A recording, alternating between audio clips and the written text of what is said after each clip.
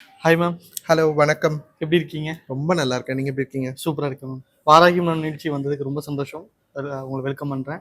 வாராகி அம்மன உங்களுக்கு பர்சனலா கற்பணிக்கிற விஷயமா எது இருக்கு? வாரத்துல ஒரு நாளாவது அந்த அம்மாவ பார்த்தே ஆகணும் எனக்கு. ஆ. அதனால அந்த அம்மாக்காகவே வந்து நான் வாரம் வாரம் கோயிலுக்கு போறது உண்டு. வியாழக்கிழமை இல்ல செவ்வாய்க்கிழமை ஏதாவது ஒரு நாள் எனக்கு எப்ப ஃப்ரீயா கிடைக்குதோ, ஒண்ணு வியாழக்கிழமை இல்ல செவ்வாய்க்கிழமை. ஓகே. கண்டிப்பா அந்த அம்மாவ பார்த்துருவேன். ஆ. என்னோட வாழ்க்கையே ஒரு பிளெஸ்ஸிங்ன்னு நினைக்கிறேன். அந்த கண்டிப்பா. அம்மாவோட பரிபூர்ண அருள் இல்லாம ஒரு திருநங்கையா இருந்தாலும் இவ்ளோ கான்ஃபிடென்ட்டா, இவ்ளோ தைரியமா இந்த உலகத்த ஃபேஸ் பண்றது, பல சேலஞ்சஸ ஃபேஸ் பண்றது ரொம்ப ரொம்ப கஷ்டம். அது மட்டும் எஸ். இல்லாம வாழ்க்கையில பல சாதனைகள் படைக்கிறதுக்கும் அந்த அம்மா ஒரு காரணமா இருந்திருக்காங்க. ஓகே. இன்னைக்கு அரசியல்ல இறங்கியிருக்கேன். ஆஹா. அதுக்கான ஒரு தைரியம் வந்து எனக்கு கிடைச்சதுக்கு காரணம் அந்த அம்மாவோட பிளெஸிங்ஸ்ன்னு நினைக்கிறேன். Okay. So I am a blessed kid அப்படின்னு பெருமையா சொல்லிக்கலாம். கண்டிப்பா. ஆல்வேஸ். இந்த தருணத்துல வாராகி டிவி நேயர்களுக்கு நீங்க ஏதாவது சொல்லணும்னா என்ன சொல்லுவீங்க? கடவுள நம்புங்க.